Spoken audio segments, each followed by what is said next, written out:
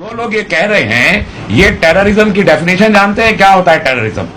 Terrorism पे 1700 घंटे United Nations और लीग ऑफ नेशंस ने मिलकर बहस की है। आज तक टेररिज्म की डेफिनेशन कोई मुतफक्का डेफिनेशन दुनिया के सामने मौजूद नहीं है। तो जो लोग टेररिज्म की बात कर रहे हैं वो पहले खुद आके समझें कि टेररिज्म कहते किसे हैं, और अगर ये टेररिज्म है तो वो क्या था जो 2006 में दीवारों पे बच्चों को बांध के तोपों से इजरायलियों ने उड़ाया था, वो क्या था जो 2012 में जो इजरायलियों ने हमला किया था साउथ की साइड में, वो क्या है जो 2006 से लेकर आज तक 20 लाख लोगों को आपने ओपन जेल में बंद करके रखा है, वो क्या है जो अबू गरीब की जेलों में आप जाके तशद्दुद बर्पा करते हैं निहत्ते और मासूम और बेकसूर लोगों पर, वो क्या है कि आप पिछले 1945 से आज तक मुकामी आबादी को जो है उसको टेरराइज करके मारपीट के घर से भगा देते हैं, उसे क्या कहेंगे? सर आप हमास को सपोर्ट कर रहे हैं, लेकिन बीजेपी के नेता का ये बयान आता है कि इंडिया का सहानुभूति इजराइल के साथ। देखिए आरएसएस की हो सकती है, बीजेपी की हो सकती है, लेकिन आरएसएस और बीजेपी इंडिया नहीं है।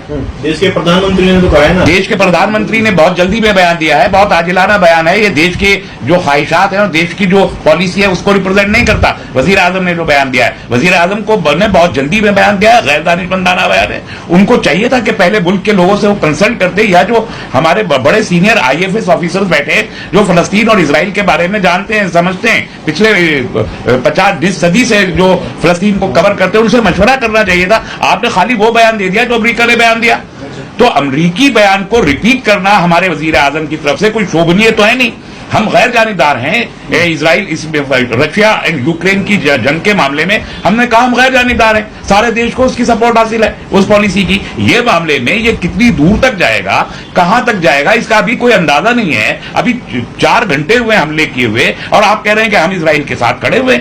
आप किसके साथ खड़े हुए जब आप कहते हैं कि हम इजराइल के साथ खड़े? आप खड़े हैं उन दहशतगर्दों के साथ में जो हक तलफी कर रहे हैं 1945 से लेकर अब तक। कैसे ये बयान दे दिया? ये एक गैर सिफारती, अनडिप्लोमेटिक, अनपॉलिटिकल, अनपार्लियामेंट्री ये एक बयान है जो वजीर आजम ने दिया, उनको रुजू करना चाहिए, ये बयान को मॉडिफाई किया जाना चाहिए। ये प्रॉपर बयान नहीं है, इंडियन कॉन्टेक्स्ट का ये बयान नहीं है, यूरोपीय कॉन्टेक्स्ट का बयान हो सकता है। उनकी जो है एज और ओल्ड एक पॉलिसी है कि वो हमेशा इजराइल के को पालते रहे, उसको देते रहे। इंडियन मीडिया अभी चिल्ला चिल्ला के हमास को आतंकवादी संगठन घोषित कर रहे हैं, आतंकवादी बता दे रहे हैं, इस पे क्या?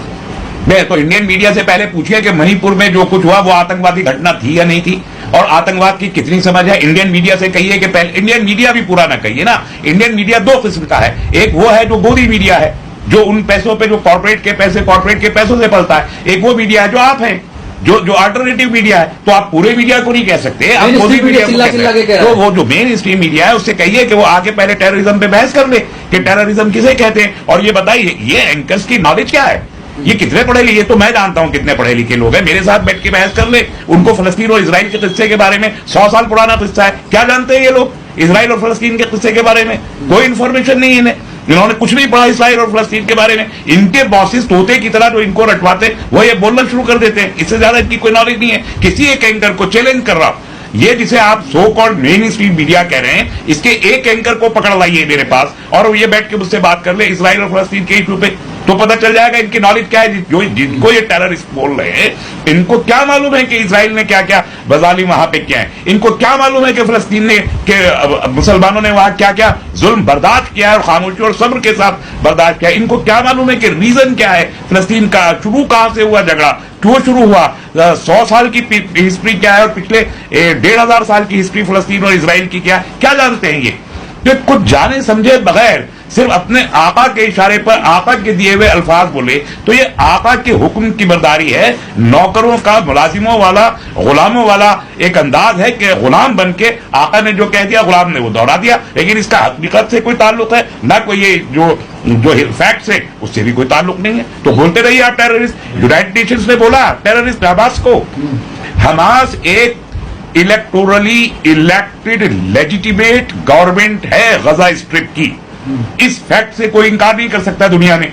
2006 में भी इलेक्शन हुआ और उसके बाद भी हुए, और अभी जो अल-फतह ग्रुप है, जो रिकॉग्नाइज्ड ग्रुप भी कहा जाता है, वो और हमास दोनों एक साथ है।